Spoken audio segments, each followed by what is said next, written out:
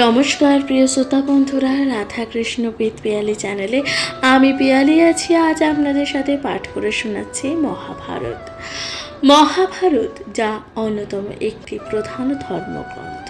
মহাভারত রচনা করেছিলেন কৃষ্ণদ্বৈপায়ন বেদব্যাস, যাকে আমরা বেদব্যাস নামেও জেনে থাকি।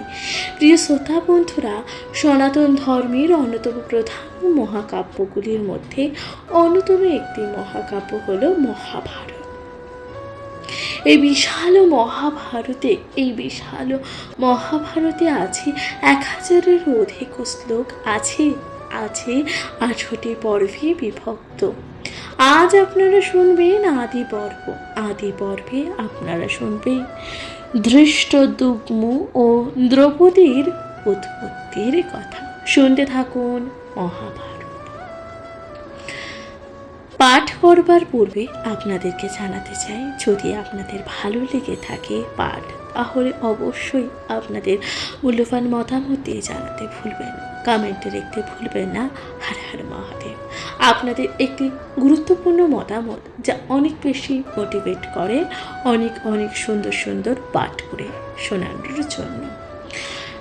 তাই আপনারা অবশ্যই শুনতে থাকবেন মহাভারত।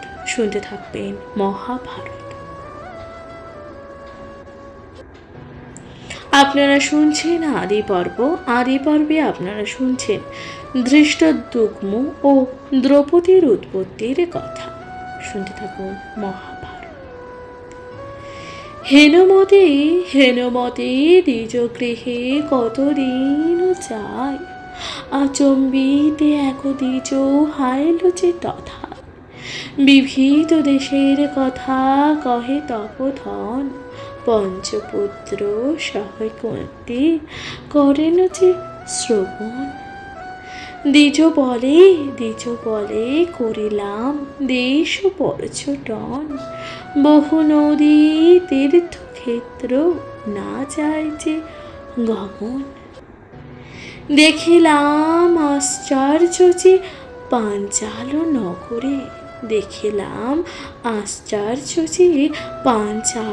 নগরে, মহোৎসব দ্রুপদ কন্যার সরোবরে। দ্রুপদ রাজার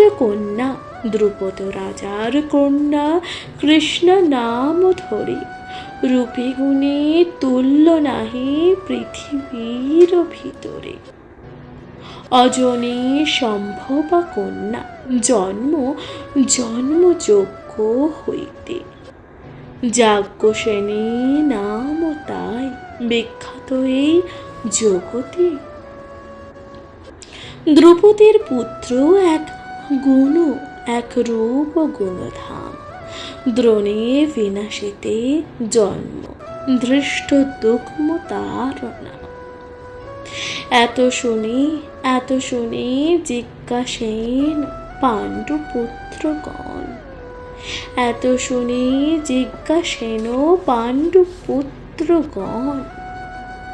কহ শুনি দ্বিজ বল ইহার যে কারণ।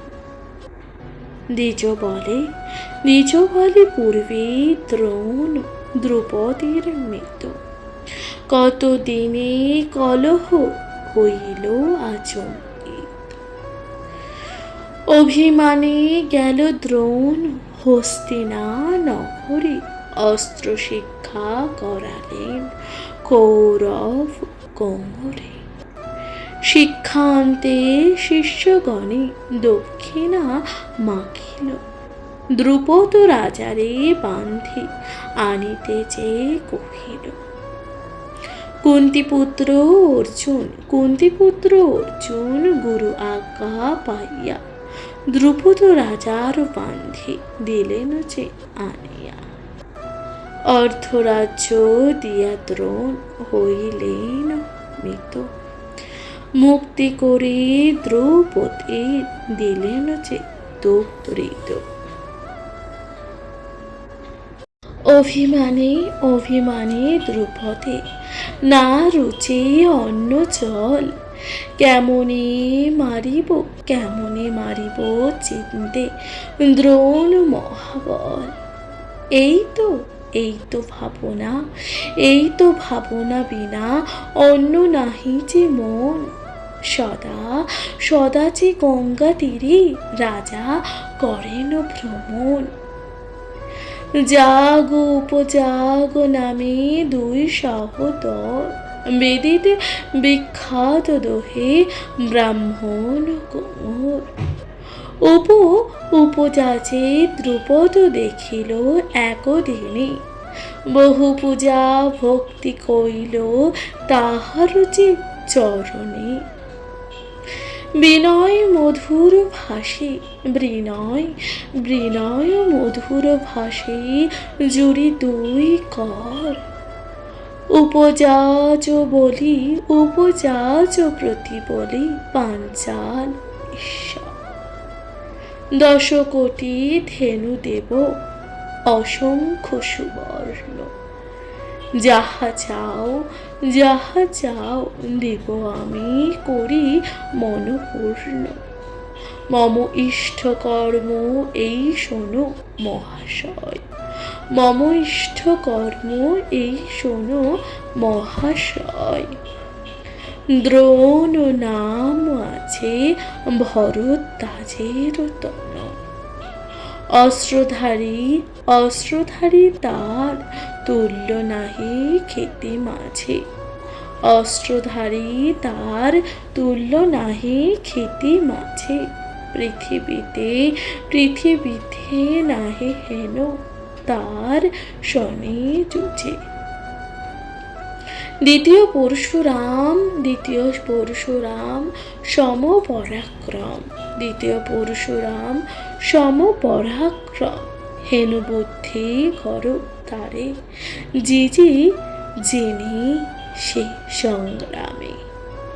ক্ষত্রের অজয় শক্তি হইয়াছে তাহার, তপ মন্ত্র বলে তার কর প্রতিকার। হেন যজ্ঞ করো হয় আমার নন্দন, তার ভোজ বলে দ্রোণ হইবে যে নিধন।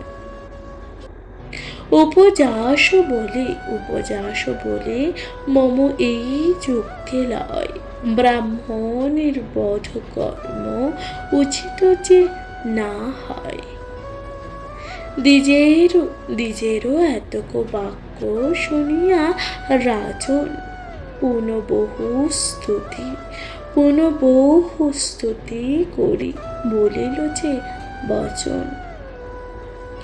দ্রুপদের বিনয় দেখিয়া দ্বিজবর প্রসন্ন হইয়া বলে, শোনো দণ্ডধর, মম জ্যেষ্ঠ ভাই যাচ পরম তপস্বী। বেদেতে পরাগ সদা অরণ্য যে নিবাসী। প্রার্থনা তাহার স্থানে করহ রাজন। তিনি করিবেন তব দুঃখ বিমোচন। উপজাচ বাক্য গেল যাজের সদন, প্রণমিয়া সকল করিল যে নিবেদন। সদয় হইয়া যাচ করিল যে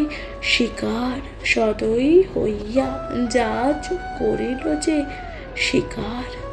যজ্ঞ আরম্ভিল তবে প্রসীদ কুমার।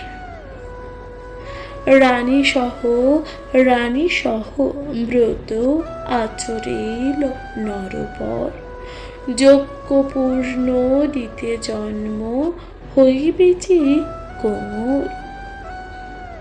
অগ্নিবর্ণ হইল বীর হাতে ধনুর স্বর,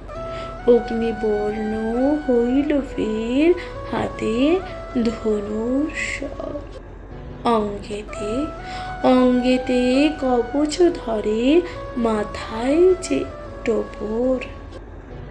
সভ্য হস্তে ধরে খড়গ লোকে ভয়ঙ্কর, পুত্র দেখে আনন্দিত পাঞ্চাল ঈশ্বর। তবে সেই যজ্ঞ মধ্যে কন্যার উৎপত্তি,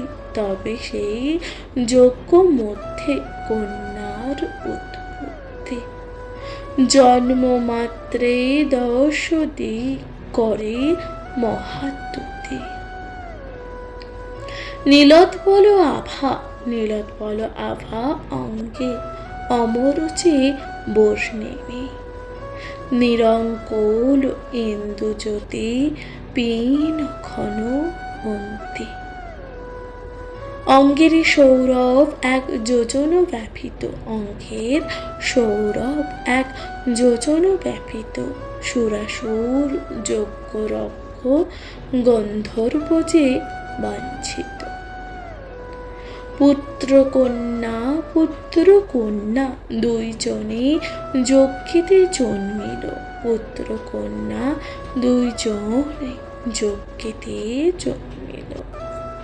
হেনকালে আকাশ বাণ হইল। এ কন্যার জন্ম হইল ভালো নিবারণে, ইহা হইতে ক্ষত্র সব হইবে যে নিধনে। কুরুবংশ ক্ষয় হবে এই কন্যা হইতে,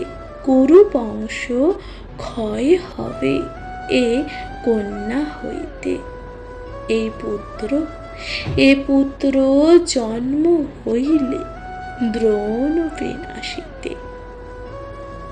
এতেকো আকাশবাণী শুনি সর্বজন, জয় জয় শব্দ কইল পাঞ্চালের। যত বীর যোদ্ধাগণ ছাড়ে সিংহনাদ, আনন্দে দ্রুপদ রাজ কন্যাতনয়ে নাম যুথিল যে তখন। ধৃষ্টদ্যুগ্ম বলিয়া ডাকিল যে সর্বজন। কৃষ্ণ অঙ্গে কৃষ্ণা নাম যুথিল যে নন্দিনী,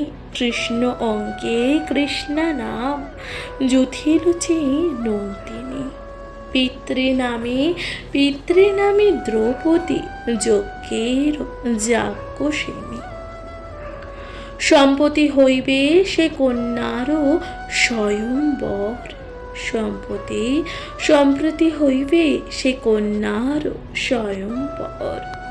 দেখিতে আইল যত রাজ ও রাজ্যেশ্বর, নিজ মুখে শুনিয়া এতেক সমাচার। যাইতে হইল চেষ্টা তথা সভাকার। পুত্রগণ চিত্ত জানি ভোজের নন্দিনী, সভাকার প্রতি দেবী কহেন যে আপনি। বহুদিন করিলাম এ স্থানে বসতি, এক স্থান বহুদিন নাহি শোভে স্থিতি। পূর্বমতে ভিক্ষা এথে না মিলে এখন, বড় দয়াবন্ত শুনি পাঞ্চাল কাজল। চলো যাব তথাকারে যদি লয় মন, শুনিয়া স্বীকার করিলেন যে ভাতৃগণ। পুত্রগণ সহ কুন্তী দেবী করেন বিচার, হেনকালে আইলেন ব্যাস সদাচার। প্রণাম করেন তারে ভোজের যে নন্দিনী,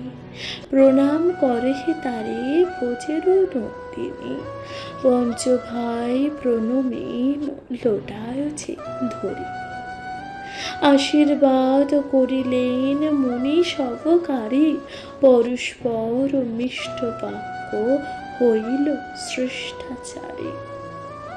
প্রিয় শ্রোতা বন্ধুরা, তাহলে আপনারা শুনছিলেন মহাভারতের কথা। মহাভারতে আপনারা শুনছেন এই যে দ্রৌপদীর জন্ম রহস্য বৃত্তান্ত। দ্রৌপদী ছিলেন রাজা দ্রৌপদীর কন্যা।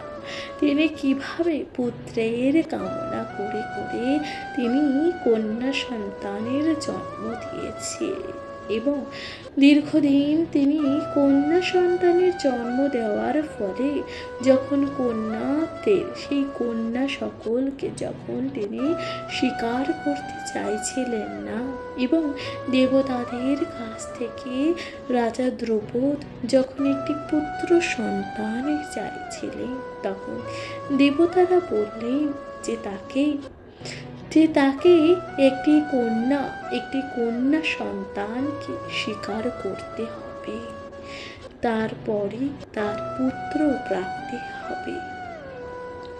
এই কথা শুনে রাজা দ্রুপদ অত্যন্ত রেগে গিয়ে দেবতাদের উদ্দেশ্যে বললেন যে এমন কোনো কন্যা যে কিনা যার শৈশব হয়নি, যার কোনো মাতৃগর্ভে জন্ম হয়নি, অর্থাৎ যার কখনো কোনোদিন মাতৃগর্ভ থেকে জন্মাবে না, কিন্তু তার জন্ম ঠিকই হবে, এমন কোনো কন্যা যদি দিতে পারে ভগবান, তাহলে সেই কন্যাকে রাজা দ্রুপদ অবশ্যই স্বীকার করবে। তখন ভগবান অগ্নি থেকে সেই কন্যার উৎপত্তি করলেন। এক আকাশবাণী হলো, সেই কন্যার উৎপত্তি, সে কন্যার জন্ম হলো অগ্নির মধ্যে থেকে, যজ্ঞের অগ্নির থেকে, এবং সেই কন্যাই হলো দ্রৌপদী, যাকে আমরা পাঞ্চালী নামেও জেনে থাকি। প্রিয় শ্রোতা বন্ধুরা, তাহলে এখানেই সমাপ্ত হলো দ্রৌপদীর উৎপত্তির কথা। আপনাদের কেমন লাগলো মহাভারত পাঠ অবশ্যই লিখে জানাতে ভুলবেন না, কমেন্টে লিখতে ভুলবেন না। হরে হরে মহাদেব। শুনতে থাকবেন মহাভারত পাঠ।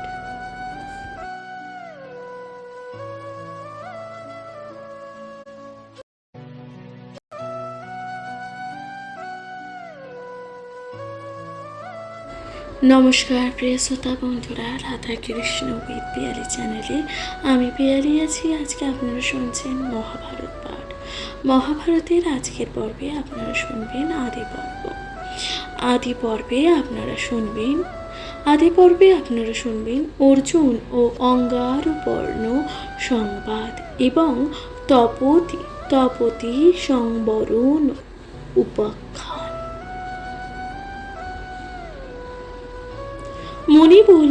মুনি বললেন শোনো পঞ্চ সহোদর, দ্রুপদ নিপতি করে কন্যা স্বয়ম্বর।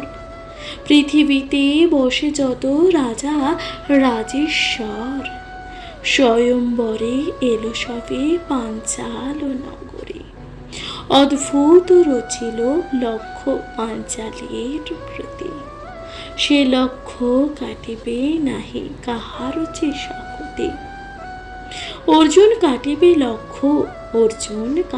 লক্ষ্য সবার মাঝার, পাঞ্চালের কন্যা প্রাপ্তি হইবেছে তাহার।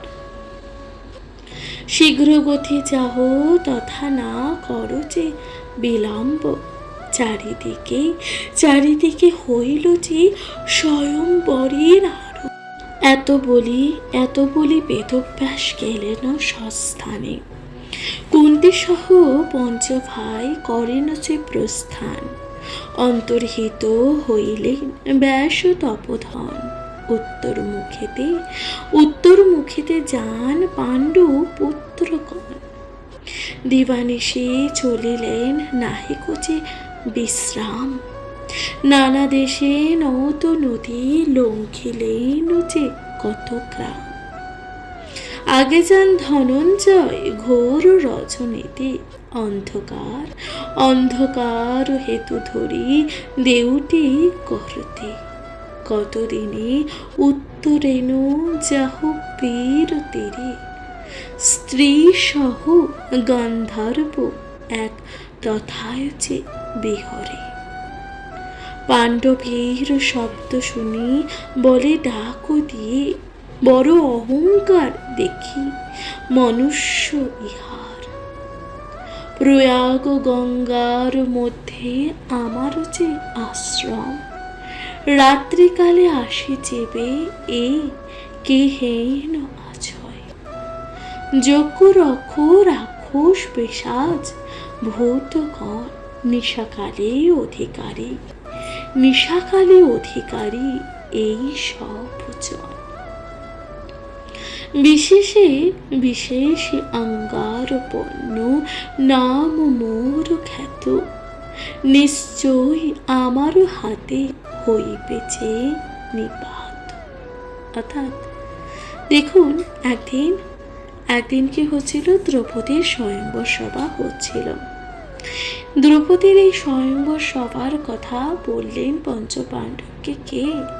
বললেন বেদব্যাস মুনি। বেদব্যাস মুনি বললেন এবং তাদেরকে এটাও বললেন তোমরা শীঘ্রই পাঞ্চালে যাও, কারণ সেখানে দ্রৌপদীর হতে চলেছে স্বয়ংবর। এই কথা তখন বললেন। সেই কথা শুনে রাজা দ্রৌপদীর রাজসভায় উপস্থিত হতে চলে গেলেন ধনঞ্জয় অর্থাৎ অর্জুন। এরপর কি হলো শুনুন। পার্থ বলিলেন, শাস্ত্র না জানো যে দুর্মতি, জাহ্নবীর জলে স্নান কিবা দেবা রাত্রে, অকাল হইল তাহে কিবা আসি চায়। তোর কাছে যে দুর্বল সে তোরে ডরায়, গঙ্গার মহিমা না জানহ মূঢ়গতি। স্বর্গেতে অলকনন্দা ভূমে ভাগীরথী, পিতৃলোকে বৈতরণী অধো ভগবতী। অকাল শুভাল নাহি সদা লোকগতি। হেন গঙ্গা স্নান রুদ্ধ করহ অজ্ঞান, ইহার উচিত ফল পাবে মম স্থান। অর্জুনের বাক্যে কোপে গন্ধর্ব ঈশ্বর, ধনু টাঙ্গার এলো এরে সমর্পণ স্বর। হাতেতে উল্কা ছিল ইন্দ্রের নন্দন, তাহে করিলেন তার অস্ত্র নিবারণ। ডাকিয়া বলেন পার্থ, শোনো রে গন্ধর্ব, এই অস্ত্র বলিতে করিতেছিল গর্ব। তোর বাণ নিবারণ সহ মোর বাণ, এই বাণে লইব তোমারই আজ প্রাণ। পূর্বে দ্রোণাচার্য অস্ত্র দিলেন যে আমারে, এরিলাম অস্ত্র এই রাখো আপনারে। এত বলি এরিলেন অস্ত্র ধনঞ্জয়। গন্ধর্ব রথ পুরি হইল যে ভস্মময়। পালায় গন্ধর্বপতি রণে ভঙ্গ দিয়া, পাছে অর্জুন ধরেন চুলে গিয়া। স্বামীর দেখিয়া হেন সংকট সময়, নারীগণ কেলা যথা ধর্মের তনয়। গান্ধর্বের ভাজ্যা কুম্ভ নসী নাম ধরি, যুধিষ্ঠির পায়ে ধরি বিনয় সে করে। সাধুগণ শ্রেষ্ঠ তুমি ধর্ম অবতার, তোমার আশ্রমে দুঃখ খণ্ডে সফকার। পরম সংকট হইতে মোরে করে ত্রাণ, সহস্র সতিনে মোরে স্বামী দেহ দান। কামিনীর ক্রন্দন শুনিয়া পাণ্ডু প্রতি অর্জুনের করেন আজ্ঞা ছাড় শীঘ্র গতি। ধর্মের পাইয়া আজ্ঞা ছাড়েন যে অর্জুন, গন্ধর্ব বলেন তবে বিনয় যে বচন। মোরে মোরে প্রাণদান, মোরে প্রাণদান যদি দিলা মহাশয়, করিব তোমার প্রীতি, করিব তোমার প্রীতি। উচিত উচিত যে না হয়। অদ্ভুত চাক্ষুষী, অদ্ভুত চাক্ষুষী বিদ্যা আছে মোর স্থানে। এ বিদ্যা, এ বিদ্যা জানিলে, এ বিদ্যা জানিলে লোকজনে সর্বজনে। মনু মনু পূর্বে এই বিদ্যা, এই বিদ্যা দিলেন চন্দ্রদে। বিশ্বাবসু চন্দ্রস্থানে সে দিল আমারে।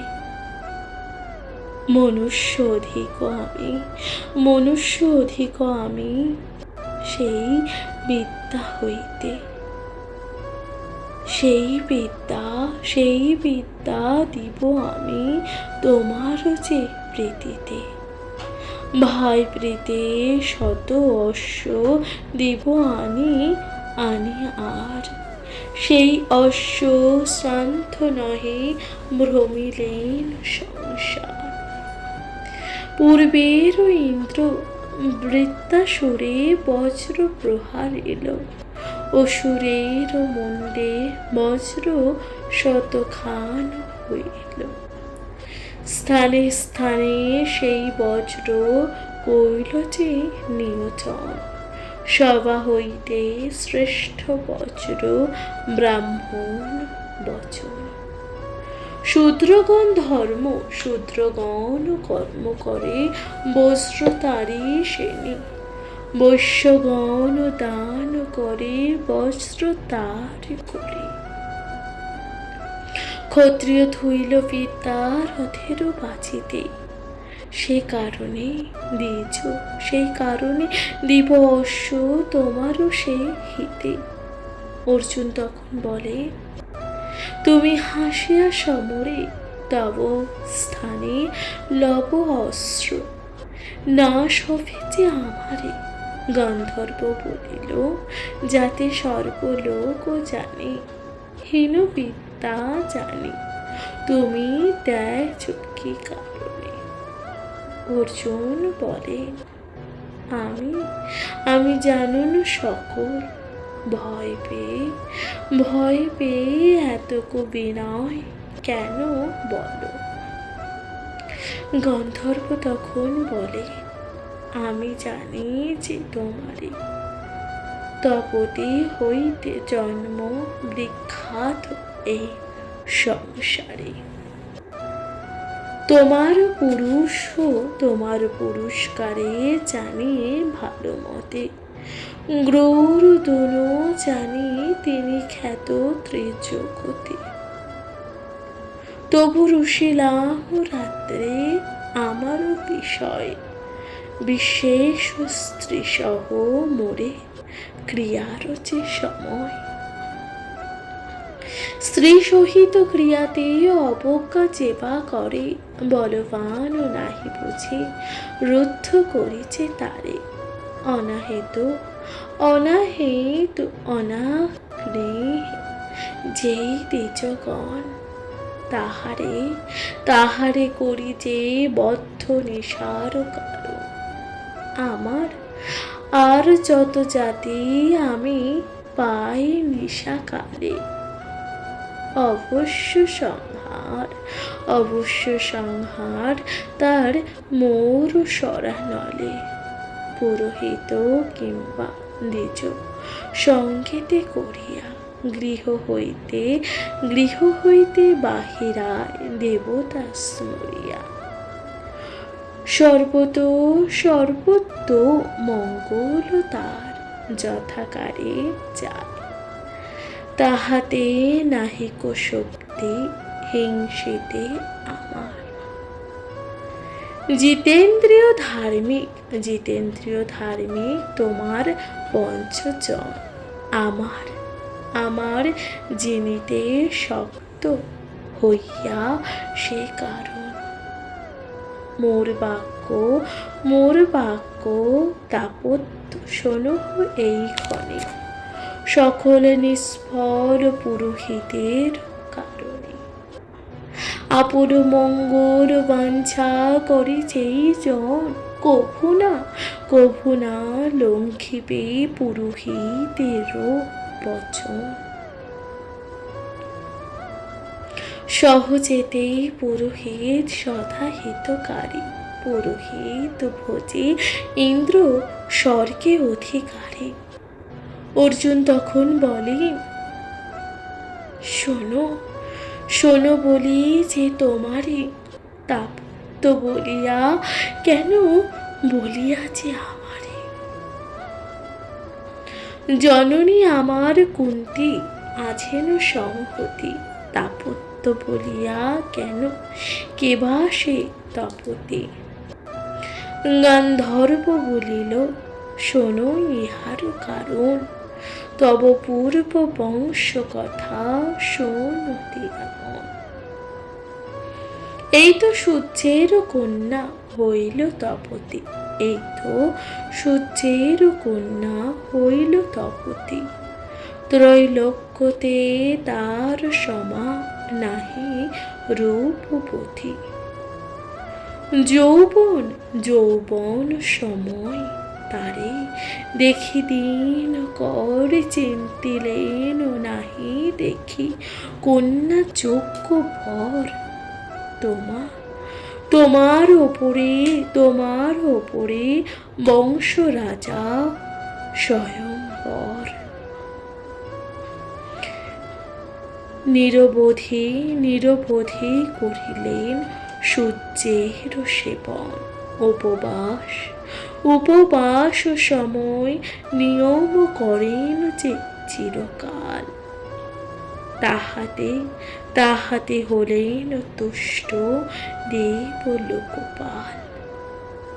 সূর্যের সেবায় স্বয়ম্বর মহারাজ রূপে অনুপ্রূপ হইল বলেন মহাতেজা। তারি রূপে গুণে তুষ্ট হইল যে দিনকর। মনে চিন্তা হইল তপতির যে যোগ্য পর। তবে কতদিনই সস্মরণ নিপপর। মৃগ করিতে গেল অরণ্যের যে ভিতর। একা অশ্বে চড়িয়া ভ্রময়ে বনে বহুশ্রমী অশ্ব মরে জলের যে বৃহণী। অশ্বহীন পদব্রজে ভ্রমে নরবর। দিক জানিবারে ওঠে পর্বত উপরে দেখে কন্যা নিরুপমা। বিদ্যুতের পুঞ্জ কিবা কাঞ্চন প্রতিমা। কন্যার রূপের তেজে দীপ্তি করে গিরি। কন্যার রূপের তেজে দীপ্তি করে যে গিরি। দেখিয়া নৃপতি চিনতে আপনা পাশরি। সফল আমার জন্ম বলে নৃপবর, সফল আমার জন্ম বলে নৃপবর। হেন রূপ দেখিলাম চক্ষুর যে গ্রচুর। পূর্বেতে নৃপতি যত দেখিল স্ত্রী গণে। সবাকার নিন্দা রাজা করে যে নিজ মনে। ত্রিভুবনে রূপ কিবা বিধাতা মথি। সবাকার শ্রেষ্ঠ করে ইহারে যে নির্মল। স্থির করি কায় রাজা করে যে নিরীক্ষণ। চিত্তের পুত্তলি প্রায় হইল যে রাজন। কতক্ষণে নৃপতি মধুর মধু ভাসে। মদনে পেরিতে হইল গেল কন্যা পাশে। রাজা বলে, কহ শুনি মন্যন্থ মোহিনী, নির্জন কাননে কেন আছো একাকিনী। রাতুল চরণ কিবা যুগ পদ্মচে চারু, তাহাতে স্থাপন তব যুগ্ম রম্ভা ওরু।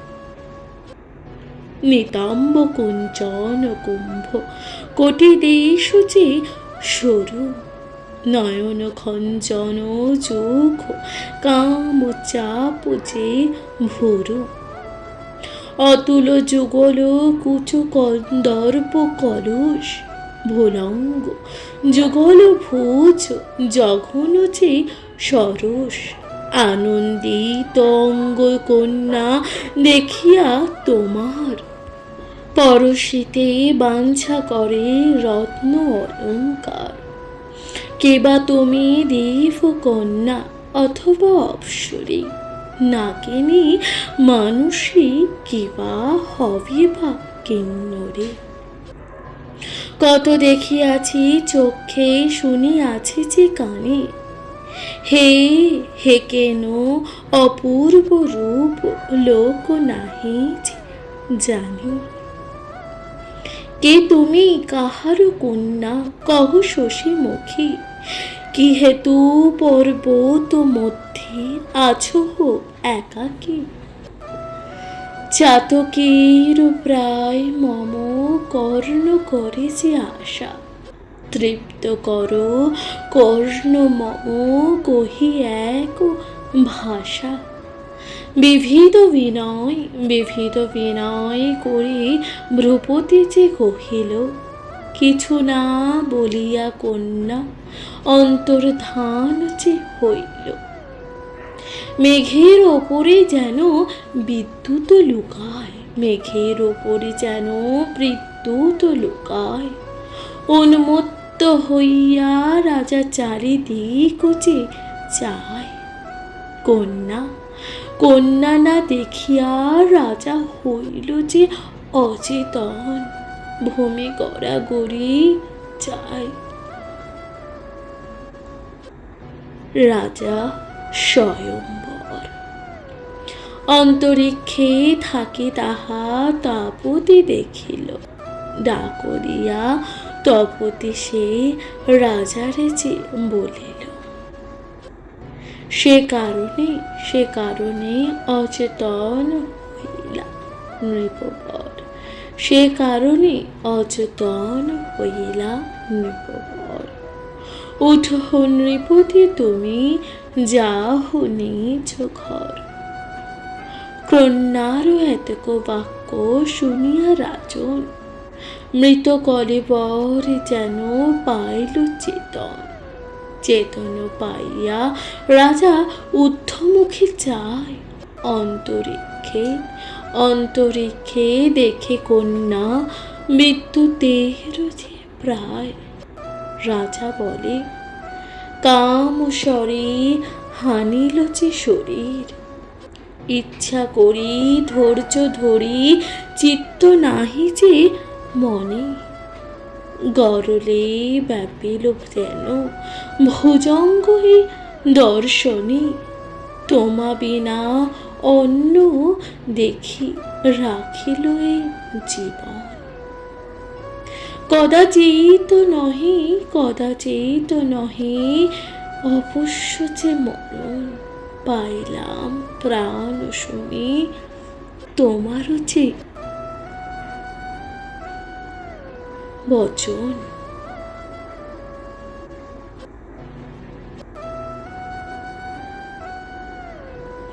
অনুগ্রহ কইলা মোরে যেন লয় মন, মোর প্রতি দয়া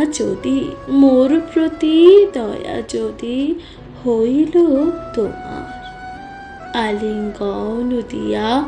আলিঙ্গন দিয়া প্রাণ রাখো যে আমার। কন্যা বলে, নরপতি এ নহে বিচার, প্রার্থনা পিতার স্থানে করহু আমার।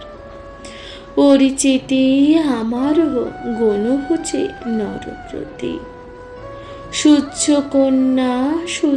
কন্যা আমি, নাম ধরি যে তপতে। তপ ক্লেশ ব্রত করি, সূর্য যে আরাধনা। সূর্য দিলে আমারে সে পাইবা রাজন, এত বলি তপতি হইল যে অন্তর্ধান। পুনপরি নরপতি হইয়া যে অজ্ঞান, পুনপতি নরপতি হইয়া যে অজ্ঞান। হেতারাজ ম্রন্তি সব সৈন্যগণ লইয়া, ভ্রমিল সকল বনে রাজা না দেখিয়া। পর্বত উপরে তবে দেখে নরবর, পড়িয়াছে অজ্ঞান মোহিত যে কলবর। শীতল সলিল অঙ্গে সিঞ্চি মন্ত্রীগণ, ধরি ধরি বসাইল তবে করিয়াছে যতন। চৈতন্য পাইয়া রাজা চারিদিক যে যায়, মন্ত্রীগণ দেখি কিছু না বলিল যে রাম। কন্যার ভাবনা বিনা অন্য নাহি মনে, বিদায় করিল রাজা সব সৈন্যগণে। রাজা বৃদ্ধ মন্ত্রী এক রাখিল যে সংহতি, সূর্যের উদ্দেশ্যে তপ করে নরপতি। ঊর্ধ্বপদে অধোমুখে সদা উপবাসে, একচিত্তে তপ করে সূর্যের উদ্দেশ্যে। তবে চিত্তে অনুমানে রাজা স্বয়ম্বর, পুরোহিত বশিষ্ঠের করিল যে স্মরণ। আইল বশিষ্ঠ মুনি রাজার স্মরণে, আইল বশিষ্ঠ মুনি রাজার যে স্মরণে। রাজারে দেখিয়া ক্লেশ চিন্তে মুনি বলে, তপতি কারণে তপনু সেবন। জানি মুনি রাজ চিত্তে ভাবিল যে তখন, অন্তরিক্ষে উঠি গেল আকাশমণ্ডল, অন্তরিক্ষে উঠি গেল আকাশমণ্ডল। দ্বিতীয় ভাস্কর তেজ যার তপবল, কৃতাঞ্জলি করি সূর্য করিল যে প্রণাম। সবিনয় জানাইল আপনার যে নাম। ভাস্কর বলে, মুনি কহ সমাচার, কোন প্রয়োজনে এলো আলোয় আমার। কোন ভার্যা অভিলাষ বলো যে আমারে, দুষ্কর হইলে তবু তুষিব যে তোমারে। প্রণমিয়া বশিষ্ঠ কহেন পুনর্বার, মমই নিবেদন তোমার যে গোচর। ভারত বংশের রাজা নাম স্বয়ম্বর, রূপে গুণে অনুপম বিখ্যাত এ ভুবন। তোমার ভবনে রাজা বড় অনুরত, চিরকাল সম্বরণ তোমা অনুগত। তাহার বরণ হেতু তোমরা তনুজা, তপতে নামেতে সেই সাবিত্রী অনুজা। অযোগ্য না হয় রাজা উর্বতীতে প্রধান, এই হেতু যেই আজ্ঞা করহ যে বিধান। ভাস্কর তখন বলেন, তুমি মুনিতে প্রধান, নাহি কেন ক্ষেত্রেতে স্বয়ম্বর সমান। তপতি সমান কন্যা নাহি কোচে তুলনা, তেন স্থানে শ্রেষ্ঠ যে তোমারও তেন জনা। তোমার বচন আমি না করিব অন, তপতে কন্যার দেব সস্মরণ। এত বলি কন্যা লইয়া কইল যে সমর্পণ। কন্যা লইয়া মুনিরাজ করিল যে গমন। তপতি দেখিয়া তপ ত্যাজে নৃপবর, বশিষ্ঠকে স্তব করে করি জোর কর। তবে তবে ঋষি দোহারে বিবাহ করাইল, রাজারে রাখিয়া মুনি নিজাশ্রমে গেল। বশিষ্ঠের লইয়া আজ্ঞা সেই মহাবনে, তপতে লইয়া ক্রিয়া করে সস্মরণে। যেই বৃদ্ধ মন্ত্রী ছিল রাজার সংহতি, তারি রাজ্য ভার দিয়া পাঠায় যে নৃব্রতে। বিহার করয়ে রাজা পর্বত উপরে, তপতে সহিত ক্রিয়া ১২ বৎসরে। হেতায় রাজার রাজ্যে অনাবৃষ্টি হইল, ১২ বৎসর ইন্দ্র বৃষ্টি না করিল। বৃক্ষ আদি যত শস্য গেল ভস্ম হইয়া, গাভী অশ্ব পক্ষী যত মরিল যে পড়িয়া। দুর্ভিক্ষ হইল রাজ্য হয় ডাকা চুরি। একেন একের না মানে অন্য সত্য পরিহারে। কুটুম্ব বান্ধবীগণে কেন নাহি সয়, সকল মনুষ্যগণ হইল যে শবপ্রায়। হীন শক্তি স্থানে স্থানে রহিল পড়িয়া, হীন শক্তি স্থানে স্থানে রহিল যে পড়িয়া। স্থানে স্থানে অস্থিপুঞ্জ পর্বত জুড়িয়া, হাহাকার রব বিনা অন্য নাহি শুনি। দেশান্তরে গেল লোক পরমাতক, রাজ্যের এতক কষ্ট রাজা নাহি জানে। আইলেন বশিষ্ঠ যে দেশে কত দিনে। রাজ্যভঙ্গ দেখিয়া চিন্তিত মুনিবর,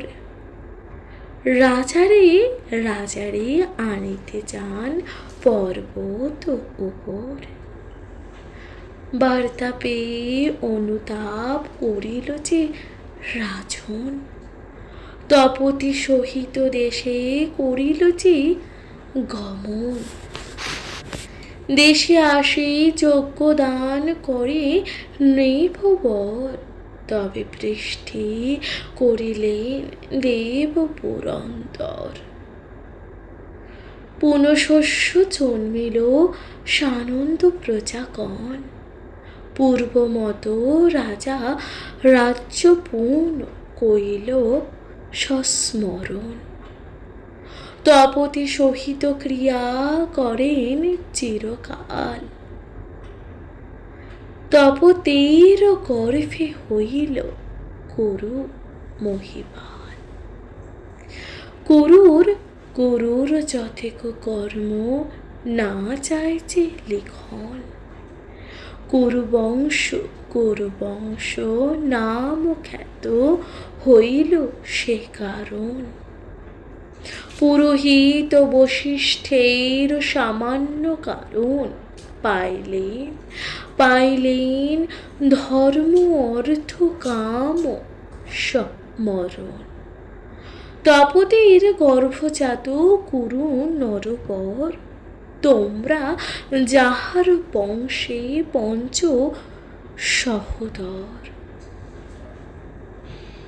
তাপত্য বলিয়া তাই বলি যে তোমারে, পূর্ববংশ কথা এই খ্যাত চরাচরে। শুনিয়া হরিষে হইল পার্থ ধনুর্ধর, পুনঃ জিজ্ঞাসিল কহ গান্ধর্ব ঈশ্বর। সস্মরণ নৃপে রক্ষা করিলেন যিনি, কে তিনি বশিষ্ঠ কহ তার কথা শুনি। গান্ধর্ব বলিল সে বিখ্যাত তপোধন, বশিষ্ঠের কোন কর্ম না যায়ছে কখন। কাম ক্রোধ যিনি নাহি হেন নাহি ত্রিভুবনে, হেন কাম ক্রোধ সেবে মুনির যে চরণে। বিশ্বামিত্র মুনি তাই ক্রোধে করাইল, তথাপি মুনি তাহে ক্রোধ না করিল। ইক্ষ্বাকু বংশের রাজা, যার বুদ্ধি বলে নিষ্কণ্টক ভৈরব ভঞ্চিল এই ভূমণ্ডলে।